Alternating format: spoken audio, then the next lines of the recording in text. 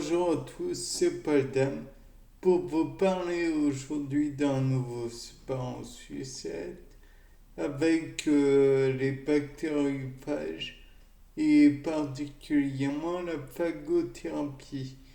Donc, comme vous le savez déjà depuis un certain temps, je m'intéresse beaucoup à tout ce qui est bactériologie et phagothérapie, ça en fait partie. La phagothérapie, en gros, c'est des petits virus de bactéries qui font que la bactérie est zigouillée rapidement par, par le virus en question. En fait, ils sont plusieurs petits sur une bactérie et la bactérie finit par mourir en servant d'incubateur naturellement au développement des virus en question. Et comme ils ne sont pas violents contre l'homme, alors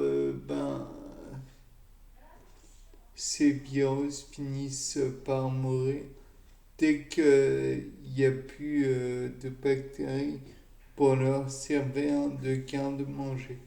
Bon, jusque-là, pas de problème. Le seul problème que l'on pourrait mettre par la suite, c'est que ces bactériophages, ils sont virus. Donc, qui dit virus dit mute très rapidement. Donc, on pourrait mettre l'hypothèse que ces virus pourraient devenir à terme, mais vraiment à terme, au bout de très longtemps, des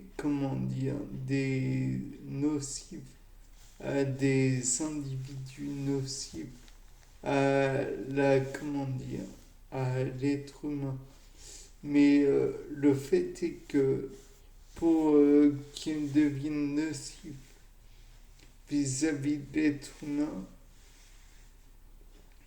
le bactériophage faudrait tout de même bon nombre de problèmes pour qu'ils puissent aller face à l'être humain, se mesurer face à l'être humain, dans le sens où déjà il faudrait qu'ils puissent rentrer, on va déjà sortir d'une cellule bactérienne, comme par exemple en la lisant, en la faisant éclater, hydrolyse. Bon, à la limite, c'est du ressort de l'hypothétique. Puis ensuite, l'un de ces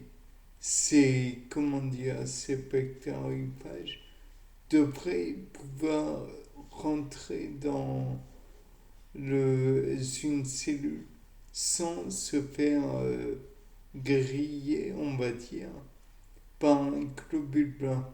Et donc, faudrait qu'il puisse faire face au globule blanc sans que celui-ci ne veuille l'attaquer et le détruire.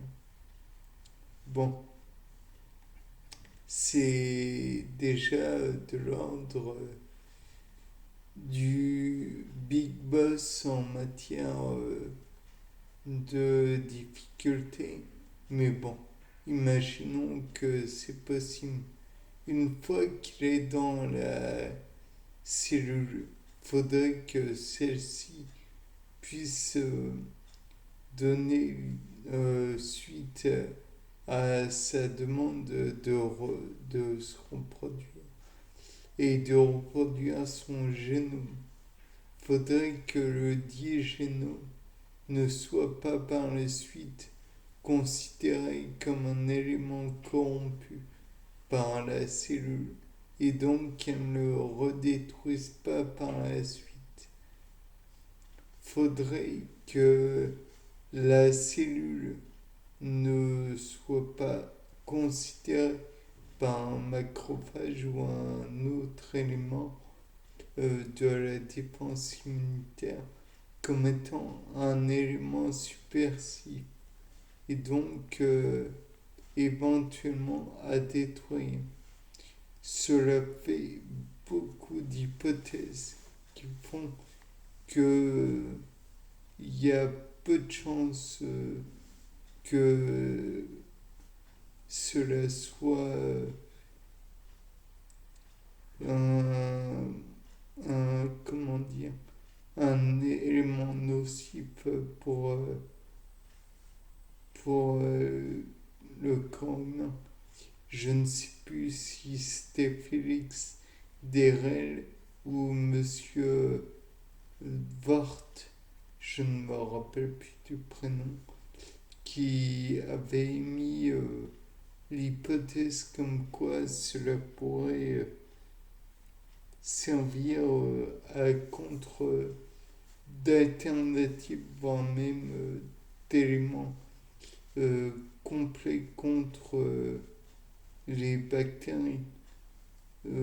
Quelque chose qui pourrait servir à pallier cette antibiorésistance qui est de plus en plus pénible au quotidien pour nous, êtres humains qui finalement sommes devenus très dépendants des antibiotiques.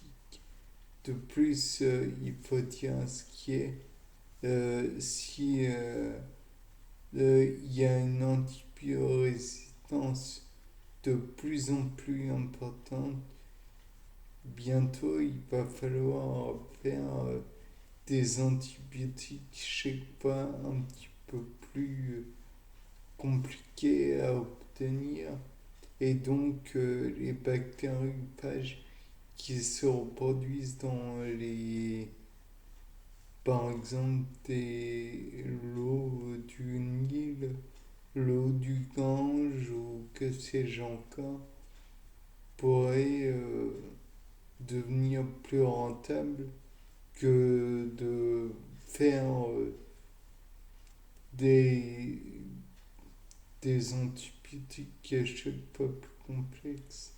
De plus, peut-être y aurait-il une autre alternative, à savoir s'intéresser plus avoir plus d'intérêt encore pour la phytothérapie. Après tout, il y a beaucoup d'éléments dans la phytothérapie qui ne sont pas exploités à leur plein rendement. De plus, il y a une possibilité qui me semble tout à fait opportun. Et si, au lieu de produire d'autres bactériophages, il était, comment dire, il était mis dans les bactériophages des éléments nocifs pour la bactérie. Bien sûr, tout ça, ça n'empêcherait pas assez les bactéries de se reproduire. Néanmoins, on peut imaginer aussi un genre d'élément qui pourrait semer la zizanie dans le génome de la bactérie et même comme la bactérie ne peut pas reproduire forcément ces éléments, et une fois qu'ils sont perdus, c'est perdu pour de bon. Alors, injecter des genres de ciseaux moléculaires génomiques plutôt, et pour que ceci coupe la partie du génome dans lequel il y aurait la capacité de la bactérie à se reproduire. Bien, c'était tout pour moi. Au revoir, c'était Paul Dame.